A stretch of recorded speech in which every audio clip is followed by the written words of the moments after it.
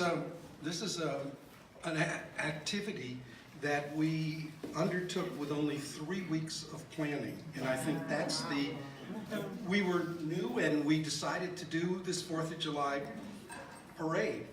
And with 3 weeks of planning, the key was that we went door to door. We had 10 people that got some flyers printed from the city, and we went door to door. We had over 300 people show up. We had an old fire engine, and it was maybe a half a mile or less of and of course, we had an ice cream social at the end that came back around. And again, it's, I guess, a tribute to what you can do with a little bit of effort. And again, it was the most successful activity we have had. And of course, we're doing it again this year. And I'm not sure what we're going to do yet, other than we got an old fire engine this year. We had a new one last year. And so the interesting thing was that there was a part of the community that actually had a little teeny parade, and we basically incorporated them into this, and they were part of the people that went door to door. So again, we had a zero waste ice cream social at the end, which turned out to be a challenge, but we had a lot of bags of stuff that we recycled. So again, a very successful activity, one of only a few that we have done. We're just getting ready to do a seed share, and that's going to be next Saturday. And you're all invited to come and see how it's done. This is the first time we've done it, but I'm a master gardener and I've done a lot of research, and we have some speakers coming that'll teach people how to collect seeds, and also another presentation about how to start seeds. So we're very glad that we have Alyssa to support us, because just about anything we have needed, they have been there for, including the raffle tickets that we're using for the seed share. Yeah. Thank you.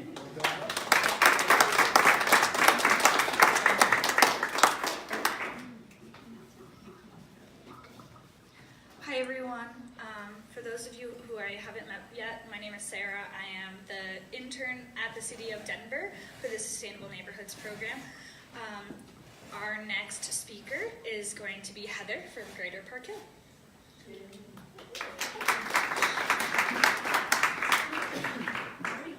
Right, thank you. Good morning. So with the Greater Park Hill community, we have so much going on, and when we were asked to do the 2x2, I was a little overwhelmed, because I'm thinking, oh my gosh, which program am I going to talk about? And it wound up being a common thread through all of our programs, and that's about educating the public, educating our neighbors about sustainability. That's the thread that runs through all of this, so much that we have it in our mission statement. And our mission statement is about educating and empowering the neighbors as well as the local businesses to perform sustainability acts and initiatives. So again, that thread of education is what we find to be the key of the successful programs that we run. And on this next, actually I'll have you go to the next one after that. This is, it's a hefty list. It's not all inclusive. And so at every turn, GPHE is looking to educate people about sustainability. And one of the things that the unique aspect of something such as our Be Careful campaign is the idea about educating people to use less pesticides, because we want those pollinators to fly around. The other piece about using less pesticides ties into our stormwater drainage workshops and forum, because that runoff goes into, eventually, the ocean. And that is something that we need to be aware of, because in Park Hill, in particular, we live on what's called the riverbed. Not all of Park Hill is built on the riverbed, but we have become aware, i.e. educated, about the fact of runoff.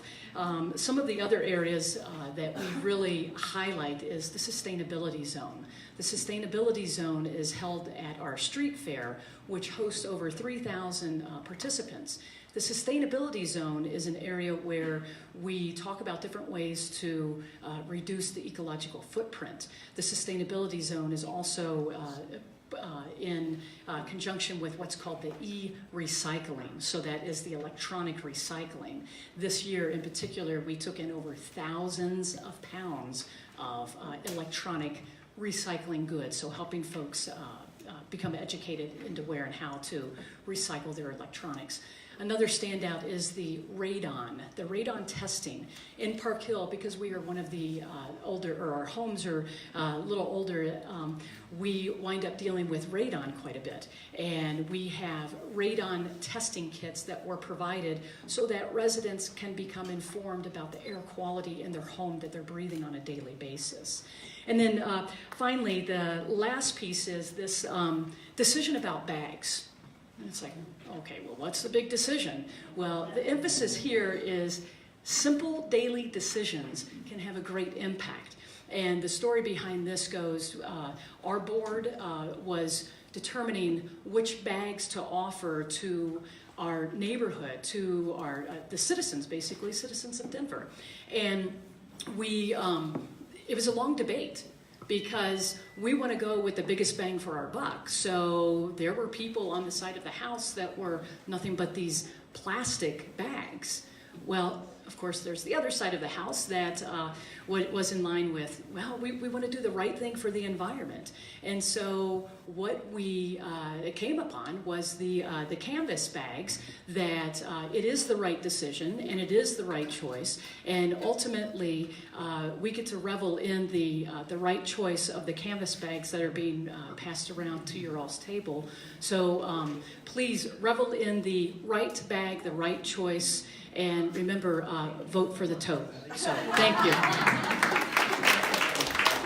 Thanks, Beth. That was awesome. It's a little selfless. Thank you.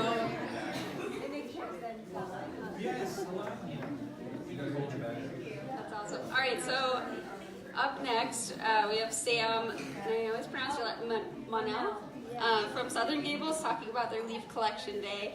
And I should have mentioned, so you don't have to do this since no one else did, Jonathan is standing in the corner letting you know when you have 30 seconds left, and then you need to wrap it up, just so you know when you're getting close to 2 minutes. So We're really strict with this. All right, so I kind of took this event over from Christy Cerrone. She was well, and I think maybe even before that might have been Dana, so I'm not really sure. But I inherited this project, and actually it's kind of evolved into a multi-group program in our neighborhood. And so what's special about this weekend is actually we do scouting for food that weekend. The Bear Creek High School is out there trying to fundraise for orchestra. And then we have our event coinciding right alongside, where we have volunteers from some of the high schools, Westwoods Community Church, which receives the food from the Scouting for Food, so it's kind of a full circle. And they provide volunteers to then rake leaves for senior citizens in the neighborhood, but then the whole neighborhood is welcome to come and drop off leaves. And we have now 2 of those roll-off dumpsters every year. And Christy said that holds about 3 to 4 tons each. So that's quite a bit of leaves that we're saving from the landfill every year. So I kind of already mentioned who participates in that. I think what was really key for us in that is that we had a committee. So we had myself trying to just kind of organize the event in general. Then I had somebody helping us try to gather up the volunteers, calling the high schools and the clubs, and also the Westwoods Community Church. We used Nextdoor to try to recruit people, and they're like, I saw it on Nextdoor and I just wanted to come and check it out. So that was really cool. And then Judy, she's actually part of our Southern Gables Homeowners Association, and she's the one that coordinated with all the senior citizens in the neighborhood. So she had a running list, and we kind of guesstimated how big their yard was so we could pair the right volunteers there. As you can see, there's just some things that you would want to keep in mind if you do have this event. We reserved our bins 2 to 3 months in advance from Alpine, and they every year now that we've been a regular, they give us a little bit of a break for both bins. And it's actually our homeowners association. I call it the unofficial because you don't really pay to do it if you don't want to, but they pay for that every year. So it's a community thing. We involve different groups and organizations in the neighborhood. And then we also ask permission to the school. So if you're thinking of holding it somewhere, you need to get permission to then hold it there. So we filled out the usage site for the parking lot, and they were fine with it. And then the day of, we had somebody actually assigned to be dispatch, and so she was in contact with all of our volunteers, and we had somebody picking up leaves, a couple of trucks that were bringing them back to the bin in the neighborhood, so that made it really easy. Let's see if I missed anything. Oh, and we had donuts and coffee. That helps too. And I mean, in general, just remember to love your neighbors. And it's just all about having fun. And sometimes the planning feels stressful, but all in the end, it's really worth it. And our neighborhood looks forward to it every year. And then there's some contact information. As you can see, I do Cub Scouts and Girl Scouts, so do a lot of different things. Thank you.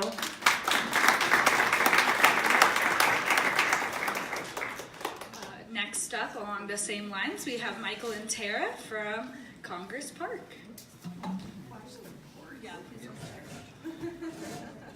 Morning, everyone. I'm Michael, and this is Tara.